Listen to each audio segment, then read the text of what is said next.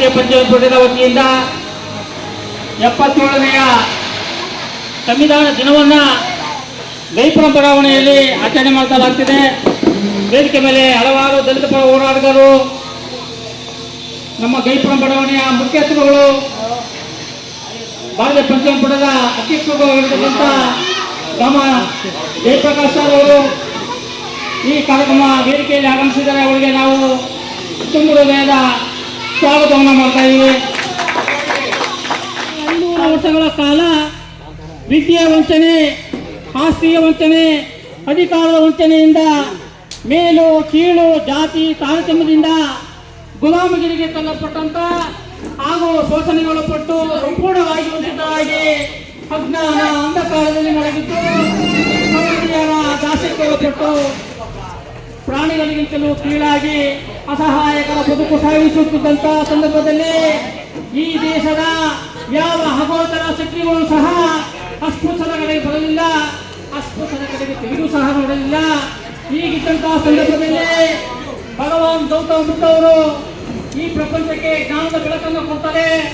12ನೇ ಶತಮಾನದಲ್ಲಿ ಕ್ರಾಂತಿಕಾರಿ ಬಸವಣ್ಣನವರು ಸಮಾನತೆಗಾಗಿ ಹೋರಾಟವನ್ನು ಮಾಡ್ತಾರೆ. 19ನೇ ಶತಮಾನದಲ್ಲಿ ಮಹಾತ್ಮ ಜ್ಯೋತಿಬಾ ಫುಲೆ ಅವರು, ಮಾತೆ ಸಾವಿತ್ರಿಬಾಯಿ ಫುಲೆ ಅವರು ಅಸ್ಪೃಶ್ಯರಿಗೆ ವಿದ್ಯೆಯನ್ನು ಕೊಡಲು. ಪ್ರೀತಿಯ ಬಂಧುಗಳೇ, ತಮ್ಮೆಲ್ಲರಿಗೂ ಮೊದಲಿಗೆ 77ನೇ ಗಣರಾಜ್ಯೋತ್ಸವದ ಶುಭಾಶಯಗಳನ್ನು ಸಲ್ಲಿಸೋಣ. ವೇದಿಕೆಯ ಮೇಲೆ ಭಾರತೀಯ ಪಂಚಮ ಪೀಠದ ಅಧ್ಯಕ್ಷರಾದಂತಹ ಗಾಮ ಜಯಪ್ರಕಾಶ್ ಅವರಿದ್ದಾರೆ, ಕೇಶಮೂರ್ತಿ ಅಣ್ಣ ಇದ್ದಾರೆ, ಧರ್ಮಪತಿ ಅಣ್ಣ ಇದ್ದಾರೆ, ಪತಿ ಅಣ್ಣ ಇದ್ದಾರೆ, ನಮ್ಮ ಗೌಡಯ್ಯವರಿದ್ದಾರೆ, ನಮ್ಮ ಆನಂದಣ್ಣ ಇದ್ದಾರೆ, ಶಂಕರ್ ಅವರು ಇದ್ದಾರೆ, ಮತ್ತೆ ನಮ್ಮ ರವಿ ಅವರು ಇದ್ದಾರೆ, ನಮ್ಮ ಆನಂದಣ್ಣ ಇದ್ದಾರೆ, ನಮ್ಮ ಅನೇಕ ಚಳುವಳಿಗಳ ಸಂಗಾತಿ ನಂಜಪ್ಪಣ್ಣ ಕೂಡ ಇಲ್ಲಿದ್ದಾರೆ, ನಮ್ಮ ಹಿರಿಯರಾದಂಥ ಮೂರ್ತಿ ಅಣ್ಣ ಇದ್ದಾರೆ, ಎಲ್ಲರೂ ಇದ್ದಾರೆ. ತಮ್ಮೆಲ್ಲರಿಗೂ ಕೂಡ ನನ್ನ ನಮಸ್ಕಾರಗಳನ್ನು ತಿಳಿಸ್ತಾ,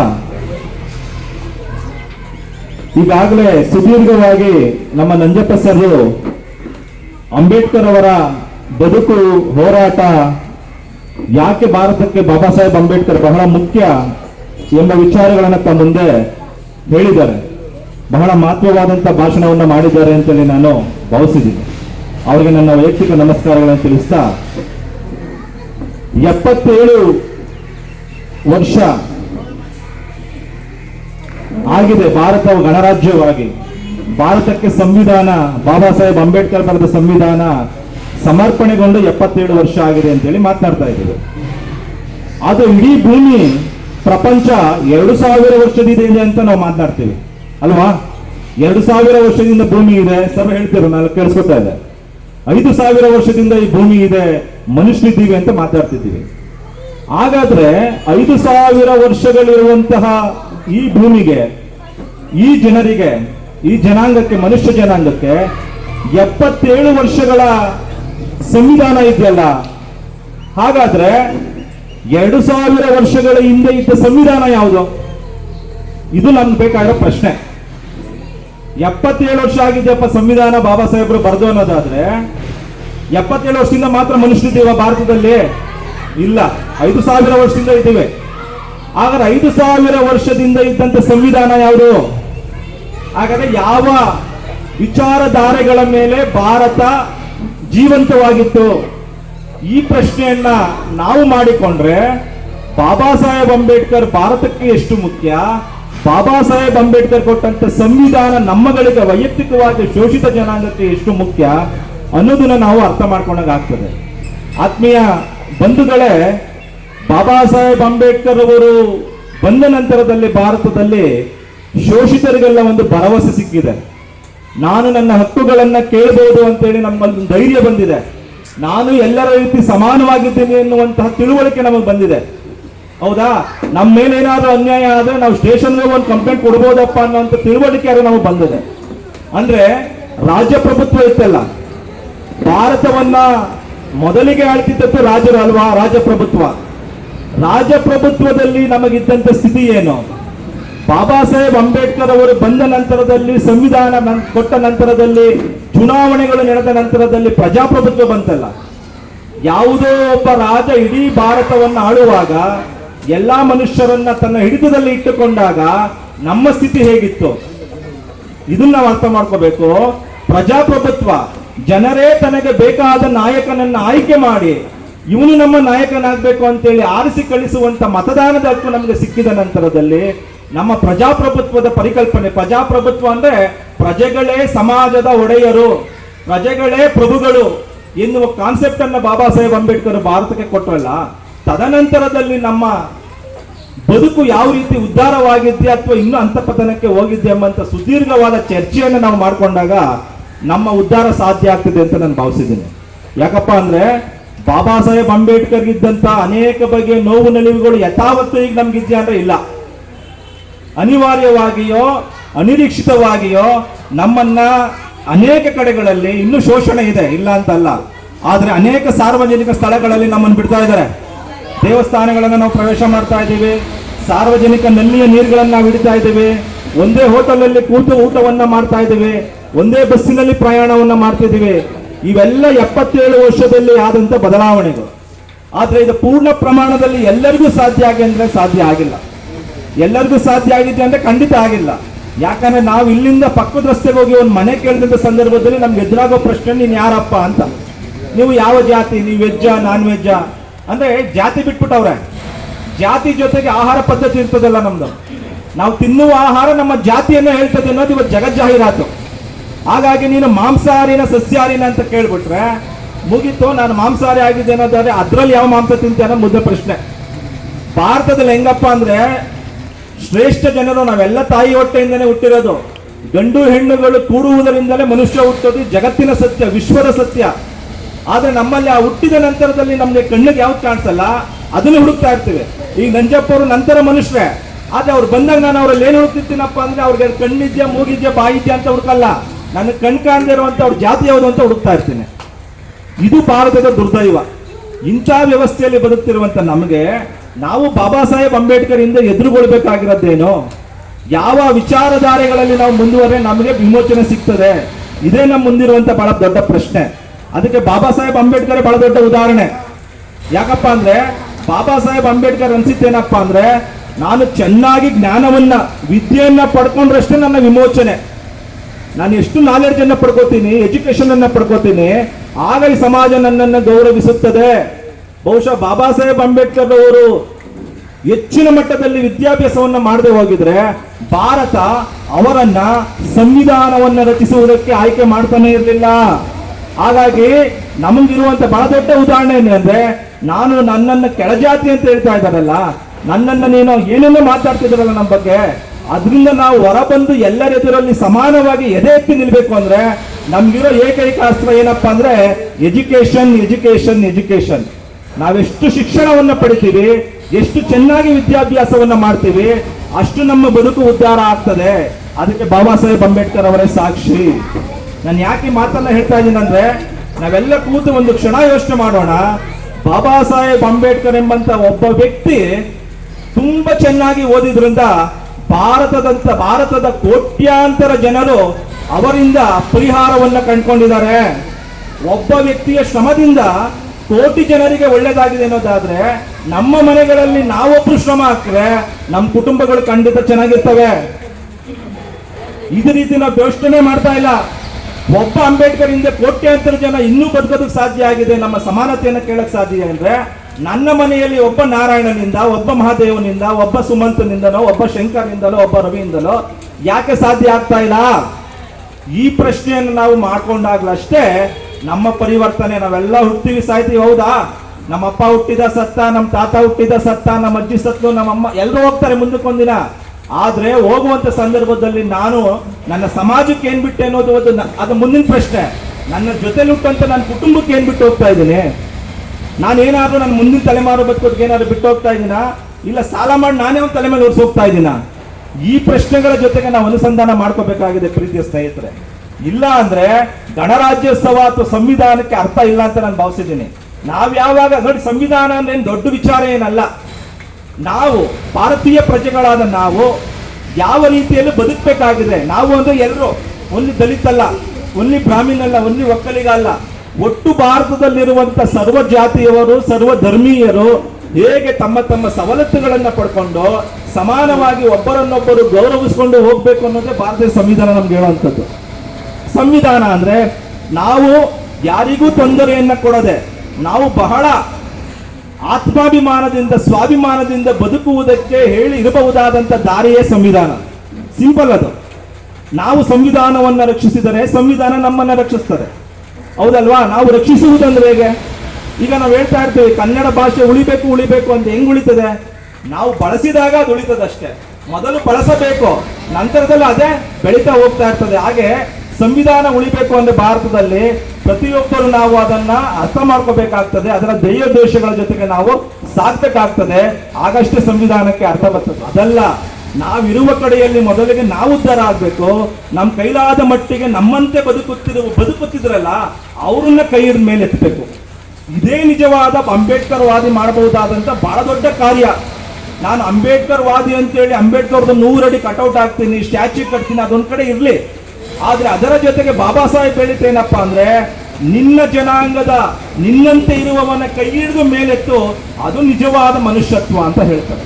ಹಾಗಾಗಿ ನಮ್ಮ ಜೊತೆಯಲ್ಲಿ ನಮ್ಮಂತೆ ಬದುಕ್ತಿದ್ದಾನೆಲ್ಲ ಅವನಿಗೆ ನಾವೊಂದು ತುತ್ತು ಕೊಡುವಂಥದ್ದು, ನಮ್ಮಿಂದ ಆಗುವಂಥ ಸಹಾಯವನ್ನು ಮಾಡಿ ನಮ್ಮ ಜೊತೆಗೆ ಅವ್ನು ಕರ್ಕೊಂಡ್ಬಂದು ಇಟ್ಕೋಬೇಕು. ಆದ್ರೆ ದುರ್ದಾಗ ಏನಪ್ಪಾ ಅಂದ್ರೆ ನಮ್ಮ ಸಮಸ್ಯೆ ಅಲ್ಲ, ಭಾರತದ ಒಂದು ಮೆಂಟಾಲಿಟಿ ಏನಪ್ಪಾ ಅಂದ್ರೆ ಮನೋಭಾವ, ನಾನೊಬ್ಬ ಉದ್ಧಾರ ಆದ್ರೆ ಸಾಕಪ್ಪ, ನನ್ನ ಜೊತೆಲಿರೋರು ನಾನ್ಯಾಕಪ್ಪ ಸಹಾಯ ಮಾಡ್ಬೇಕು ಅನ್ನೋ ಪ್ರಶ್ನೆ. ನನ್ನಿಂದ ಎಲ್ಲಾ ಸಾಧ್ಯ ಆಗ್ತಿದ್ರು ನಾವು ನನ್ನ ಜೊತೆಲಿರೋನ್ಗೆ ನಾವೇನು ಮಾಡಕ್ ಹೋಗಿರಲ್ಲ.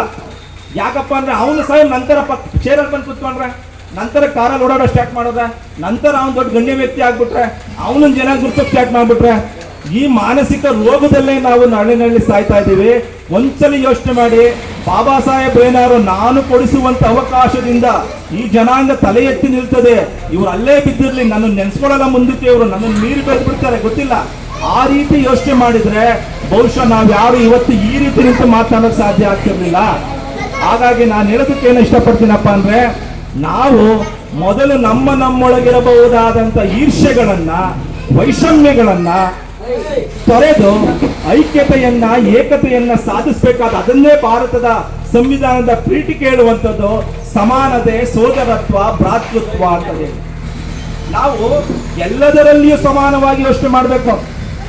ನಾವು ಒಬ್ಬನಿಗೆ ಆದಾಯ ಇಲ್ವಾ, ಅವನಿಗೆ ಆದಾಯ ದೊರಕಿಸ್ಕೊಡೋದೇನೋ ನೋಡಿ. ಈಗಷ್ಟೇ ಬೆಂಗಳೂರು ವಿಶ್ವವಿದ್ಯಾಲಯದಲ್ಲಿ ಇದೇ ಸಮಾರಂಭ ಆಯಿತು. IRS ರಿಟೈರ್ಡ್ ಆದಂತ ಭೀಮಾಶಂಕರ್ ಅನ್ನುವಂತ ನಮ್ಮ ಸಮಾಜದ ಬಹಳ ದೊಡ್ಡ, ಡೆಲ್ಲಿಯಲ್ಲಿ ಬಹಳ ದೊಡ್ಡ ಅಧಿಕಾರಿಯಾಗಿದ್ದಂತ ವ್ಯಕ್ತಿ, ಅವರು ಮಾತನಾಡ್ಬೇಕಾದ್ರೆ ನಾವೆಲ್ಲ ಬಹಳ ದೊಡ್ಡ ಚರ್ಚೆ ಆಯ್ತು.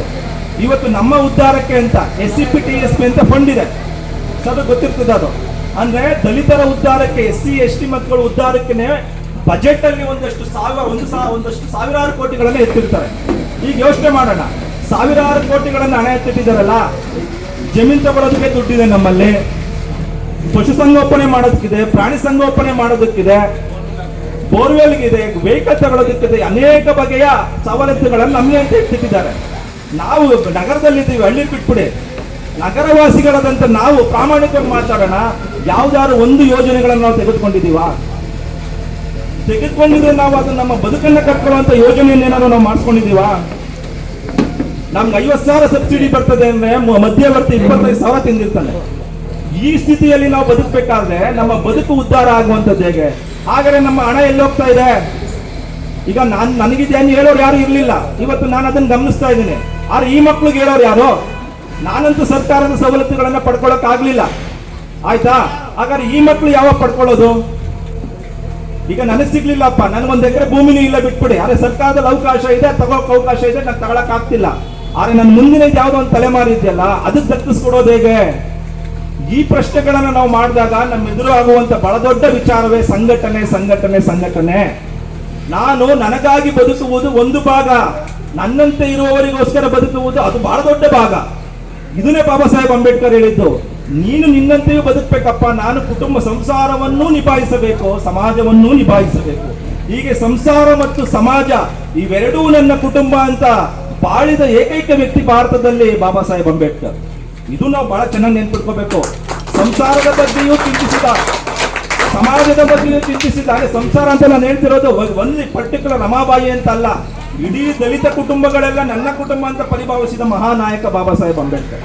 ಹೀಗೆ ಬಾಬಾ ಸಾಹೇಬ್ ಅಂಬೇಡ್ಕರ್ ಆ ಕರಡು ಪ್ರತಿಯನ್ನ, ಸಂವಿಧಾನದ ಪ್ರತಿಯನ್ನ ಸಿದ್ಧಪಡಿಸಿ ಅದನ್ನ ಸರ್ಕಾರಕ್ಕೆ ಸಲ್ಲಿಸಿದಾಗ ಎಷ್ಟು ಸಾವಿರ, ಸುಮಾರು 3,000ದ ಮೇಲೆ ಪ್ರಶ್ನೆಗಳು ಎದುರಾಗ್ತವೆ ಬಾಬಾ ಸಾಹೇಬ್ರಿಗೆ. ಇದು ತಿಳ್ಕೊಬೇಕು ತಾವೆಲ್ಲ. 3,000ಕ್ಕೂ ಹೆಚ್ಚು ಪ್ರಶ್ನೆಗಳು.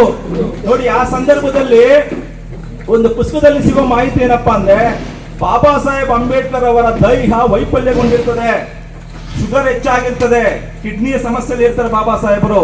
ಅವರ ತೊಡೆಯ ಭಾಗದಲ್ಲಿ ನಾವೇನು ಕುರ್ರ ಅಂತ ಮಾತಾಡ್ತಿದೀವಿ ಇವತ್ತು, ರಕ್ತದ ಗಂಟು, ಅದು ಆಗಿ ಅದು ಹೊಡ್ಕೊಂಡು ಬಾಬಾ ಸಾಹೇಬ್ರು ಅದಕ್ಕೊಂದು ಬಟ್ಟೆಯನ್ನ ಸುತ್ಕೊಂಡು ಸೆಷನ್ ಹೋಗಿರ್ತಾರೆ. ಚೇರ್ ಮೇಲೆ ಕುತ್ಕೊಳಕ್ ಆಗ್ತಿರಲ್ಲ ಬಾಬಾ ಸಾಹೇಬ್ರಿಗೆ. ಬಾಬಾ ಸಾಹೇಬರು ಈ ರೀತಿ ಸಂಕಷ್ಟದಲ್ಲಿರುವಂತ ಸಂದರ್ಭದಲ್ಲಿಯೂ ತನ್ನ ಜನಾಂಗಕ್ಕೆ ಒಳ್ಳೇದು ಮಾಡೋದಕ್ಕೆ ಯೋಚಿಸ್ತಾ ಇದ್ದೇನೆ ಅಂತೇಳಿ 3,000ಕ್ಕೂ ಹೆಚ್ಚು ಪ್ರಶ್ನೆಗಳನ್ನ ಕೇಳಿ ಬಾಬಾ ಸಾಹೇಬರು ಪ್ರತಿ ಬಾರಿ ಎದ್ದು ನಿಂತು ಉತ್ತರ ಕೊಡಬೇಕು, ಅದು ಸಭಾ ಗೌರವ. ಆ ರೀತಿ ಬಾಬಾ ಸಾಹೇಬರನ್ನ ಟಾರ್ಗೆಟ್ ಮಾಡಿದ್ದು ಕೂಡ ಇದೇ ಭಾರತ. ಇದೇ ಭಾರತದಲ್ಲಿದ್ದಂತ ಕೆಲವು ಮನಸ್ಸುಗಳು ಹೀಗೆಲ್ಲ ಕಷ್ಟಪಟ್ಟು ನಮ್ಮ ಉದ್ಧಾರಕ್ಕೆ ಶ್ರಮಿಸಿದಂತಹ ಮಹಾನ್ ನಾಯಕನನ್ನ ನಾವು, ಅಥವಾ ಇವತ್ತು ಆತ್ಮ ಇದೆ ಅಂತ ಹೇಳೋದಾದ್ರೆ ಆತ್ಮಕ್ಕೆ ಶಾಂತಿ ಸಿಗ್ಬೇಕಂದ್ರೆ ಏನ್ ಮಾಡ್ಬೇಕಪ್ಪ ಅಂದ್ರೆ, ನಾವು ರಾಜಕೀಯ ಅಧಿಕಾರಗಳನ್ನು ಇಡಬೇಕು, ಶಿಕ್ಷಣವನ್ನು ಪಡಿಬೇಕು, ಸಂಪತ್ತಿನ ಒಡೆಯರು ಕೂಡ ನಾವು ಆಗ್ಬೇಕು. ಒಂದೇ ಶಿಕ್ಷಣ ಇದ್ರೆ ಸಾಲದು. ಶಿಕ್ಷಣ ನಿನಗೆ ಈ ಸಮಾಜದಲ್ಲಿ ಹೇಗೆ ಬದುಕಬೇಕು, ನಿನಗೆ ಏನೆಲ್ಲ ಇದೆ ಅಂತ ತಿಳ್ಕೊಳ್ಳೋಕೆ ನಿನ್ಗೆ ಎಜುಕೇಶನ್ ಬೇಕು. ಆ ಶಿಕ್ಷಣವನ್ನ ತಲೆಯಲ್ಲಿ ಎತ್ಕೊಂಡು ನೀನು ಪಡ್ಕೋಬೇಕಲ್ಲ. ಏನನ್ನ ಪಡ್ಕೋಬೇಕು? ಬದುಕೋದಕ್ಕೆ ಏನ್ ಬೇಕಾಗಿದೆ? ಬದುಕು ನಾವೆಲ್ಲ ಒಂಥರ ಅಲ್ಪ ತೃಪ್ತರು ನಾವೆಲ್ಲ. ವಿಶೇಷವಾಗಿ ಭಾರತದ ದಲಿತರು ಇದೀವಲ್ಲ, ಅಲ್ಪ ತೃಪ್ತರು. ನಮ್ಗೆ ಇವತ್ತು ತಿನ್ನೋದಕ್ಕೆ ಅನ್ನ ಇದ್ದು ಜೋಬಲ್ಲಿ 200 ರೂಪಾಯಿ ಸಾಕಪ್ಪ ಅಂತ ಬಹಳ ತೃಪ್ತಿ ಪಡ್ತಿರ್ತೀವಿ ನಾವು. ಆದ್ರೆ ಅಂಬಾನಿಗೆ ಯಾಕೆ ಹಂಗ ಅನ್ಸಲ್ಲ? ಅದಾನಿಗೆ ಯಾಕೆ ಹಂಗ ಅನ್ಸಲ್ಲ? ಮಲಿಯುಂಗ್ ಯಾಕೆ ಹಂಗ ಅನ್ಸಲ್ಲ? ಇದೇ ನಮ್ಮ ಹಿಂದಿನ ನೋಡಿರೋದು ಯಾವ್ದೋ ಬಿಸ್ನೆಸ್ ಮ್ಯಾನ್ ಯಾಕೆ ಹಂಗ ಅನ್ಸಲ್ಲ? ಇರಪ್ಪ ನನ್ನ ಹತ್ರ 1,000 ರೂಪಾಯಿ ಇದೆ, ನಂಜಪ್ಪರ ಹತ್ರ 200 ಇದೆ, ಹೋಗ್ಲಿ ಬಿಡ ಅಂತ 1,000 ಇದೆ ಅಂತ ಅವನ್ಯಾಕೆ ಮನೇಲಿ ಮಲಿಕಂತ ಇಲ್ಲ? ನಾವು ಅಲ್ಪತೃಪ್ತತೆಯಿಂದ ಹೊರಬಂದು ನಾವು ನಮ್ಮ ಭವಿಷ್ಯತ್ತಿನ ಬಗ್ಗೆ ಯೋಚನೆಯನ್ನ ಮಾಡಬೇಕಾಗ್ತದೆ ಸ್ನೇಹಿತರೆ. ಹೇಗೆ ಆರ್ಥಿಕ ಸಂಪತ್ತು ನಮ್ಮ ಹತ್ರ ಎಷ್ಟು ಕ್ರೋಢೀಕರಣಗೊಂಡು ಬೇಡ ಅನ್ಬಾರ್ದು. ನಾವು ಆರ್ಥಿಕ ಸಂಪತ್ತನ್ನ ಕ್ರೋಢೀಕರಣಗೊಂಡಾಗಲಷ್ಟೇ ಇವತ್ತಿನ ಸಂದರ್ಭದಲ್ಲಿ ಭಾರತದಲ್ಲಿ ನಮ್ಗೆ ಏನೇನೆಲ್ಲ ದಕ್ಕಬೇಕು ಅಂತ ಇದೆಯಲ್ಲ, ರಾಜಕೀಯ ಅವಕಾಶ ದಕ್ಕಬೇಕು, ಮತ್ತೇನೋ ದಕ್ಕಬೇಕು, ನಾನೆಲ್ಲ ಒಬ್ಬ ಆಡಳಿತಗಾರ ಆಗ್ಬೇಕು, ಇವೆಲ್ಲ ಸುಲಭಕ್ಕೆ ನಮ್ ಕೈಲಿ ದಕ್ಕಬೇಕು ಅಂದ್ರೆ ನಮ್ಮಲ್ಲಿ ವಿಟಮಿನ್ ಎಂ ಇರಬೇಕು, ಮನಿ ಇರಬೇಕು, ಜ್ಞಾನ, ಸಂಪತ್ತು, ಜೊತೆಗೆ ಸಂಘಟನೆ, ಇವೆಲ್ಲವೂ ನಮ್ಮ ಜೊತೆಲಿ ಇದ್ದಂತ ಸಂದರ್ಭದಲ್ಲಿ ನಿಜಕ್ಕೂ ನಾವು ಬಾಬಾ ಸಾಹೇಬ್ ಅಂಬೇಡ್ಕರ್ ಅವರ ಕನಸನ್ನ ನೆನಸು ಮಾಡಕ್ ಸಾಧ್ಯ ಆಗ್ತದೆ. ಬಾಬಾ ಸಾಹೇಬ್ ಅಂಬೇಡ್ಕರ್ ಹೇಳ್ತಾರೆ, political power is A master key ಅಂತ ಹೇಳ್ತಾರೆ. ರಾಜಕೀಯ ಅಧಿಕಾರ ಇದೆಯಲ್ಲ, ಇದು ಭಾರತದ ದಲಿತರ ಮಾಸ್ಟರ್ ಕೀ. ಆ ಕೀ ನಮ್ಮ ಕೈಲಿ ಇರ್ಬೇಕಿತ್ತು. ನೀವು ಗ್ರಹಿಸಿ, ಭಾರತದಲ್ಲಿ ಸುಮಾರು 2% ಜನರು, ನಾವೇನ್ ಹೇಳ್ತಿದೀವಲ್ಲ, ದೇವ್ರ ಪೂಜೆ ಮಾಡ್ತಾವ್ರೆ XYZ, ಅವ್ರು 2% ಇದ್ದಾರೆ ಭಾರತದಲ್ಲಿ. ಉಳಿದಿರೋ ಎಲ್ಲಾ ಸೇರಿದ 97% ಇದ್ದೀವಿ. ಹಿಂದುಳಿದ ವರ್ಗ, ದಲಿತ, ಅಲ್ಪಸಂಖ್ಯಾತ ಎಲ್ಲ ಸೇರಿ. ಆದ್ರೆ ಬಿಟ್ಬಿಡೋಣ ಅದನ್ನು, 50ರಿಂದ 60% ಭಾರತದಲ್ಲಿ 40ರಿಂದ 60% ದಲಿತರು ಇದ್ದೀವಿ. SC STಗಳು ನಾವೆಲ್ಲ ಇದ್ದೀವಿ ದಲಿತರು. ನೋಡಿ, ನೀವು ಗ್ರಹಿಸ್ಬೇಕು ಇನ್ನೊಂದು ವಿಶೇಷವಾದ ಏನಪ್ಪಾ ಅಂದ್ರೆ, ಭಾರತದ ಕಾಶ್ಮೀರದಿಂದ ಕನ್ಯಾಕುಮಾರಿಯವರೆಗೆ ಇರುವಂತ ದಲಿತ ಸಮುದಾಯ ಯಾವ್ದಾರು ಇದೆ, ಅದು ಚಮ್ಮಾರ್ ಮಾತ್ರ. ಅಂದ್ರೆ ಮಾದಿಗ ಜನಾಂಗ ಅಂತ ನಾವೇನ್ ಮಾತಾಡ್ತೀವಲ್ಲ, ಈ ಜನಾಂಗ ಭಾರತದ ತಲೆ ಮೇಲೆ, ಕಾಶ್ಮೀರದಲ್ಲೂ ಚಪ್ಪಲಿ ಹೊಲಿಯೋನಿದ್ದಾನೆ, ಚರ್ಮ ಕೆಲಸ ಮಾಡೋನಿದ್ದಾನೆ, ಕನ್ಯಾಕುಮಾರಿ ತನಕನೂ ಇದ್ದಾನೆ. ಅಂದ್ರೆ ಇಡೀ ಭಾರತದ ತುಂಬಾ ಆವರಿಸುವಂತ ಜನಾಂಗ ಇದು. ಈತ ಶೋಷಿತ ಜನಾಂಗ 40ರಿಂದ 50% ಭಾರತದಲ್ಲಿ ಇದ್ದು ಬಹುಸಂಖ್ಯಾತರಿದ್ದೀವಿ. ನಾವು ಯಾಕೆ ಆಡಳಿತವನ್ನ ಮಾಡಕ್ ಆಗ್ತಾ ಇಲ್ಲ? ಈ ಪ್ರಶ್ನೆ ನಾವು ಎದುರುಗೊಳ್ಬೇಕಾಗಿದೆ. ಒಂಚೂರು ಯೋಚನೆ ಮಾಡಿ. ಬಹುಮತ ಅಲ್ವಾ? ಬಹುಮತ ಇದ್ದರೂ ಸರ್ಕಾರ ರಚಿಸಬೇಕು. ಬಹುಮತ ಇದ್ರೆ ಅದು ಆ ವಿಚಾರ ಪಾಸ್ ಆಗ್ತದೆ. ಈಗ ಸೆಷನ್ ಅಲ್ಲಿ ಒಂದು ಬಿಲ್ ಪಾಸ್ ಆಗ್ಬೇಕಂದ್ರೆ ಏನು, 10 ಜನದಲ್ಲಿ 6 ಜನ ಹೇಳ್ಕೊಟ್ರೆ ಸಾಕಾದ್ರೆ ಪರವಾಗಿ ಪಾಸ್ ಆಗೋಗ್ತದೆ. ಈ ಗ್ರಹಿಸಿ, 40ರಿಂದ 60% ದಲಿತರೇ ಇದ್ದೀವಲ್ಲ ಭಾರತದಲ್ಲಿ. ಹಾಗಾದ್ರೆ ದಲಿತರು ಯಾಕೆ ಸರ್ಕಾರವನ್ನ ಪಾಸ್ ಮಾಡಕ್ ಆಗ್ತಾ ಇಲ್ಲ? ದಲಿತರು ಯಾಕೆ ಪ್ರಧಾನಿಗಳಾಗ್ತಾ ಇಲ್ಲ? ದಲಿತರು ಯಾಕೆ ಮುಖ್ಯಮಂತ್ರಿಗಳಾಗ್ತಾ ಇಲ್ಲ? ಅಷ್ಟು ಬಿಡಿ, ದಲಿತರು ಯಾಕೆ ಒಂದು ಉತ್ತಮವಾದ ಖಾತೆ, ಸಚಿವ ಸ್ಥಾನವನ್ನೇ ಪಡೆಯಕ್ಕಾಗ್ತಿಲ್ಲ? ಅಂದ್ರೆ ನೀವು ಯೋಚನೆ ಮಾಡ್ಬೇಕಾದ್ರೆ ಏನಪ್ಪಾ ಅಂದ್ರೆ, ಸಂವಿಧಾನ ಎಂಬಂತ ಶಕ್ತಿ ನಮಗೆ ಕೈ ಬಂದ ಮೇಲೂ ಕೂಡ ನಾವು ಅಧಿಕಾರವನ್ನ ಪಡೆಯೋದಕ್ಕೆ ಸಾಧ್ಯ ಆಗ್ತಾ ಇಲ್ಲ. ಅದಕ್ಕೆ ನಾವು ತಯಾರಿಗೊಳ್ಬೇಕಾದಂತ ಇನ್ನೂ ಅನೇಕ ವಿಚಾರಗಳು ನಮ್ಮ ಎದುರಿಗಿವೆ. ಅದನ್ನೇ ನಾವು ಎದುರುಗೊಳ್ಬೇಕು ಅಂತೇಳಿ ನನಗೆ ಅನಿಸ್ತದೆ. ಪ್ರೀತಿಯ ಬಂಧುಗಳೇ, ಬಹುಶಃ ಮೊದಲೇ ಹೇಳಿಕೆಯಲ್ಲಿ ಮೇಷ್ಟ್ರು ಎಮ್ಮೆ ತಗೊಂಡೋಗಿ ನೀರ್ ಮುಂದೆ ನಿಲ್ಲಿಸಬಾರ್ದು, ಕುಡಿಯೋದು ಬಿಡಲ್ಲ. ಮೇಷ್ಟ್ರನ್ನ ಕರ್ಕೊಂಡ್ಬಂದು ಮೈಕ್ ಮುಂದೆ ನಿಲ್ಲಿಸಬಾರ್ದು, ಮಾತಾಡೋದು ಬಿಡಲ್ಲ. ಹಾಗಾಗಿ ನನ್ನ ಇಷ್ಟು ಹೊತ್ತಿನ ವಿಚಾರವನ್ನ ಹಂಚಿಕೊಳ್ಳುವುದಕ್ಕೆ ಅವಕಾಶ ಮಾಡಿಕೊಟ್ಟಂತಹ ತಮ್ಮೆಲ್ಲರಿಗೂ ನನ್ನ ಅನಂತ ನಮಸ್ಕಾರಗಳನ್ನು ತಿಳಿಸ್ತೀನಿ.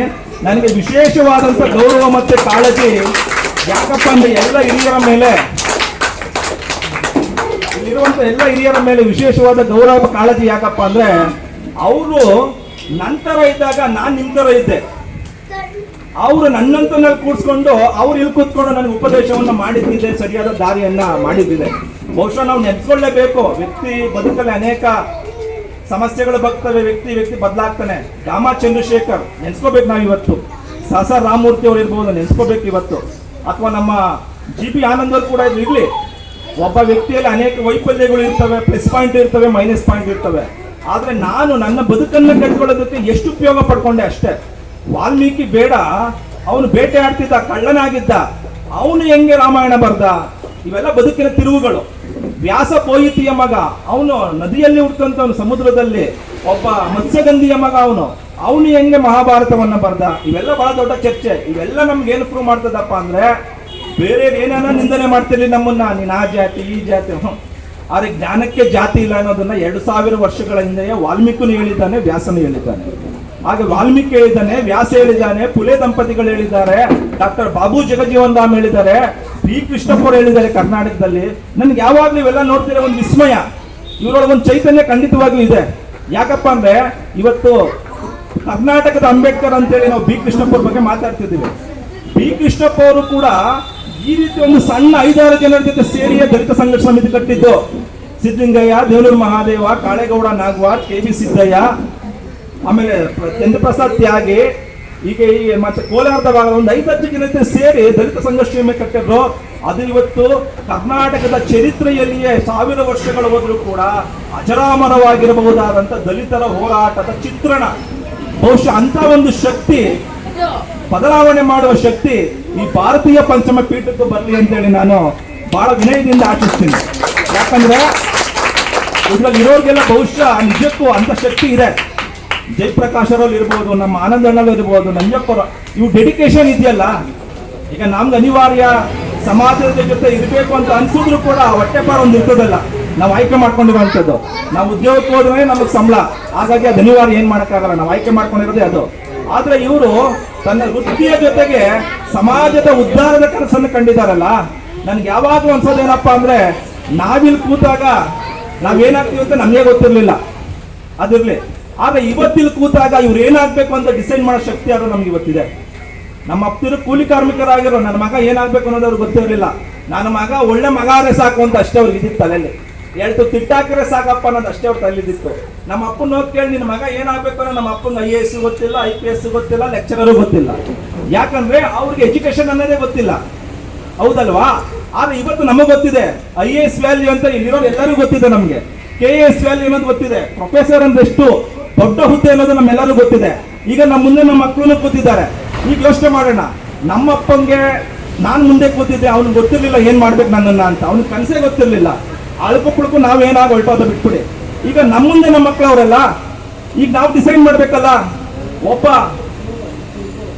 ಯಾರೋ ಒಬ್ಬ ಸುಮಂತನೋ ಯಾರೋ ಒಬ್ಬ ಆದಿ ನಾವು ಮುಂದೆ IAS ಆಗ್ಬೇಕು ಅನ್ನೋ ಡ್ರೀಮ್ಸ್ ನಾವು ಈಗಲೇ ಕಾಣ್ಬೇಕು, ಒಬ್ಬ KAS ಆಗ್ಬೇಕು ಅನ್ನೋದು ನಾವು ಕಾಣ್ಬೇಕು. ಯಾಕಂದ್ರೆ ನಮ್ಗೆ ಇವತ್ತೆಲ್ಲವೂ ಗೊತ್ತಿದೆ, ನಾವು ಆ ದಾರಿಗಳು ಕರ್ಕೊಂಡೋಗೋ ದಾರಿ ಯಾವುದು ಅಂತಲೂ ನಮಗೆ ಗೊತ್ತಿದೆ. ಈ ರೀತಿ ಪ್ರತಿಜ್ಞೆಗಳನ್ನ ನಾವು ಮಾಡದೆ ಹೋದ್ರೆ ಬಹುಶಃ ನಮ್ಮ ಉದ್ಧಾರ ಆಗಲ್ಲ. ಖಂಡಿತವಾಗಿಯೂ ನನ್ನ ಮಗ ಇದಾಗ್ಬೇಕು ಅಂತ ಆಗ್ಲೇಬೇಕು, ನಮ್ಮ ಅಣ್ಣನ ಮಗ ಇದಾಗ್ಲೇಬೇಕು ಅಂತ ಆಗ್ಲೇಬೇಕು. ಅದು ದಾರಿ ಏನಿದೆ ಆ ದಾರಿ ಈಗಲೇ ಕರ್ಕೊಂಡು ಹೋಗ್ಬೇಕಷ್ಟೇ. ಯಾಕಂದ್ರೆ ನಮ್ಗೆ ಅಯ್ಯಪ್ಪ ಸ್ವಾಮಿ ದಾರಿಗೆ ಹೋಗೋದು ಚೆನ್ನಾಗಿ ಗೊತ್ತಿದೆ, ಕರ್ಕೊಂಡು ಹೋಗ್ತಾ ಇದ್ದೀವಿ. ಆದಿಶಕ್ತಿಗೆ ಹೋಗೋದು ಗೊತ್ತಿದೆ, ಕರ್ಕೊಂಡು ಹೋಗ್ತಿದ್ವಿ. ನಾನು ತಪ್ಪು ಅಂತ ಹೇಳ್ತಾ ಇಲ್ಲ. ಆದ್ರೆ ಒಬ್ಬ IAS ಆಗೋ ದಾರಿ ನನಗೆ ಗೊತ್ತಿಲ್ಲ, ಅದಕ್ಕೂ ಕೂಡ ನಾವು ಕೈ ಹಿಡಿದು ಜೊತೆ ಕರ್ಕೊಂಡು ಹೋಗ್ಬೇಕಾಗಿದೆ. ಆ ಕರ್ಕೊಂಡು ಹೋದಾಗ ಅಷ್ಟೇ ನಮ್ಮ ಮಕ್ಕಳು ಮತ್ತೆ ನಮ್ಮ ಗ್ರಾಮ, ನಮ್ಮ ಸಮಾಜಕ್ಕೆ ಬಹಳ ದೊಡ್ಡ ಶಕ್ತಿ. ಇಲ್ಲದೆ ಹೋದ್ರೆ ಖಂಡಿತವಾಗೂ ಶಕ್ತಿ ಇಲ್ಲ. ನಾನು ಯಾವಾಗ್ಲೂ ಹೇಳ್ತಾ ಇರ್ತಿರ್ತೀನಿ, ನಮ್ಮ ಪ್ರಕಾಶ್ ಅಣ್ಣ ಅಥವಾ ಪ್ರಜ್ಞಾ ಕೆಲವರಲ್ಲಿ ಹೇಳ್ತಾ ಇರ್ತಿರ್ತೀವಿ, ನಾವು ಎಲ್ಲ ದೇವ್ರ ಹತ್ರ ಎಲ್ಲ ಕೇಳ್ತಾ ಇದೀವಿ, ನಮ್ಮ ದೇವ್ರ ಹತ್ರ ನಾವೆಲ್ಲ ಕೇಳ್ತಾ ಇದೀವಿ. ಆದ್ರೆ ನಾವು ಸವಲತ್ತುಗಳನ್ನು ಕೂಡ ಕೇಳ್ತಾ ಇಲ್ಲ. ನಾವು ಕೇಳೋದು ಒಳ್ಳೆ ವಿದ್ಯೆ ಕೊಡು, ಬುದ್ಧಿ ಕೊಡಪ್ಪ, ಜ್ಞಾನ ಕೊಡು, ನನ್ನ ಮಕ್ಳಿಗೆ ಒಳ್ಳೆ ಮಾಡಿ, ಇಷ್ಟೇ ನಾವು ಕೇಳ್ತಾ ಇರೋದು. ಆದ್ರೆ ನಾವ್ ಯಾರಾದ್ರೂ ಹಕ್ಕುಪತ್ರ ಕೇಳಿದೀವಿ ಯಾವ್ದಾದ್ರು ದೇವ್ರ ಹತ್ರ? 50 ವರ್ಷ ಆಯ್ತು, 70 ವರ್ಷ ಆಯ್ತು, 100 ವರ್ಷ ಆಯ್ತು, ಒಂದು ಯಾವ್ದಾದ್ರು ದೇವ್ರ ಹತ್ರ ಹಕ್ಕುಪತ್ರ ಕೇಳಿದೇವಾ? ಕೇಳಲ್ಲ. ಯಾಕಂದ್ರೆ ಕೇಳಿದ್ರೆ ನಮಗ್ ಬರಲ್ಲ, ಹೌದಲ್ವಾ? ನಾವ್ ಯಾವ್ಯಾವುದನ್ನ ಎಲ್ಲೆಲ್ಲಿ ಕೇಳಬೇಕು ಅನ್ನೋದನ್ನ ನಾವು ಸರಿಯಾಗಿ ಅರ್ಥ ಮಾಡ್ಕೊಳ್ದೆ ಹೋದ್ರೆ ಬಹುಶಃ ನಾವು ಸೋತೋಗ್ತೀವಿ. ನಾವೆಲ್ಲರೂ ಕೂಡ ದೇವ್ರ ಪೂಜಕರೇ. ನಮ್ಮೇಲೆ ಯಾರು ಬಂದು ಈಗ ಅಲ್ಲೇ ಮಾಡಿದ ತಕ್ಷಣ ದೇವ್ರ ಮನೆಗೆ ಹೋಗಿ ನ್ಯಾಯ ಒಪ್ಪಿಸ್ತೀವ? ದೇವ್ರೇ ಕಾಪಾಡು ಅಂತೀವ? ಸೀದಾ ಪೊಲಿಟಿಷನ್ ನೋಡೋಯ್ತೀವಿ. ಹಿಂಗೆ ನಮ್ಮ ಮನೆ ಇಲ್ಲಿದ್ರು ನೋಡೋಗೋದು ಹಿಂಗೆ, ಹೌದಲ್ವಾ? ನಾವು ಯಾವ್ಯಾವ ಸಮಸ್ಯೆಗೆ ಎಲ್ಲೆಲ್ಲಿ ಪರಿಹಾರನ ಕಂಡ್ಕೋಬೇಕು ಅನ್ನೋದು ನಮ್ಮ ತಲೆಯಲ್ಲಿದ್ರೆ ಖಂಡಿತವಾಗಿ ನಮ್ಗೆ ಯಶಸ್ಸು ಸಿಗ್ತದೆ. ದೇವರು ದೈವ ಇವೆಲ್ಲ ನಮ್ಮನ್ನ ಮಾನಸಿಕ ಶಕ್ತಿ, ಅವನು ಇದೇವೆ ಅನ್ನೋದು ನಮ್ಮ ನಂಬಿಕೆ ಸತ್ಯ, ಅದ್ರ ಬಗ್ಗೆ ನಮ್ ತಕರಾರಿಲ್ಲ. ಆದ್ರೆ ನನ್ನ ಬದುಕು, ನನ್ನ ನಂಬಿಕೆ, ನನ್ನ ಕುಟುಂಬ ಉದ್ಧಾರ ಆಗ್ಬೇಕು ಅಂದ್ರೆ ನಾನು ಏನನ್ನ ಗಳಿಸ್ಕೋಬೇಕು ಅದನ್ನೇ ಗಳಿಸ್ಕೋಬೇಕು. ಇಷ್ಟು ಮಾತನ್ನ ಹೇಳ್ತಾ ಹೆಚ್ಚಿಗೆ ಏನಾದ್ರು ಮಾತಾಡಿದ್ರೆ ಕ್ಷಮೆ ಇದೆ ಅಂತ ಹೇಳ್ತಾ ತಮ್ಮೆಲ್ಲರಿಗೂ ಒಳ್ಳೇದಾಗ್ಲಿ. ಬಾಬಾ ಸಾಹೇಬ್ ಅಂಬೇಡ್ಕರ್ ಅವರ ಆಶಯವನ್ನ ನಾವೆಲ್ಲರೂ ಸೇರಿ ಸಾಕಾರ ಮಾಡೋಣ. ಮತ್ತೊಮ್ಮೆ ಮಗದೊಮ್ಮೆ ತಮ್ಮೆಲ್ಲರಿಗೂ 77ನೇ ಗಣರಾಜ್ಯೋತ್ಸವದ ಶುಭಾಶಯಗಳನ್ನು ತಿಳಿಸ್ತಾನೆ. ಧನ್ಯವಾದಗಳು. ಲಕ್ಷ್ಮೀನಾರಾಯಣರು ಬಹಳ ಸುಂದರವಾಗಿ ಜೀವನ ಮತ್ತು ಬದುಕು ಹಾಗೂ ಸಂವಿಧಾನದ ಬಗ್ಗೆ ಅರಿವು ಮೂಡಿಸಿದಂತ ಲಕ್ಷ್ಮೀನಾರಾಯಣರಿಗೆ ಅಭಿನಂದನೆಗಳು. ಮಹಾಶಕ್ತಿ ಹೌದು ಅಲ್ವೋ? ನೀವೆಲ್ಲರೂ ಮಹಾಶಕ್ತಿಗಳು, ನಿಮ್ಮಲ್ಲಿ ಎಲ್ಲರಲ್ಲೂ ಶಕ್ತಿ ಇದೆ. ರಾಷ್ಟ್ರ ಸಂವಿಧಾನಕ್ಕೆ ನೀನೆ ಶಿಲ್ಪಿಯು, ನೀನೆ ಶಿಲ್ಪಿಯು, ದಾರಿದೀಪವು ನೀನೆ ಕಲಿಸಿಕೊಟ್ಟೆ ಸಮಾನತೆಯನ್ನು, ಸಮಾನತೆಯನ್ನು, ಏಕತೆಯನ್ನು. ರಾಷ್ಟ್ರ ಸಂವಿಧಾನಕ್ಕೆ ನೀನೆ ಶಿಲ್ಪಿಯು, ನೀನೆ ಕಲಿಸಿಕೊಟ್ಟೆ ಸಮಾನತೆಯನ್ನು. ನಿನ್ನ ಲೇಖನಿಯ ಬರಹ ದೇಶ ಖರ್ಚನೆ, ಒಂದು ಒಂದು ಮಾತು ಕೂಡ ಭೀಮ ಗರ್ಜನೆ. ನಾಯಕ ನೀನು ಭೀಮರಾವ್.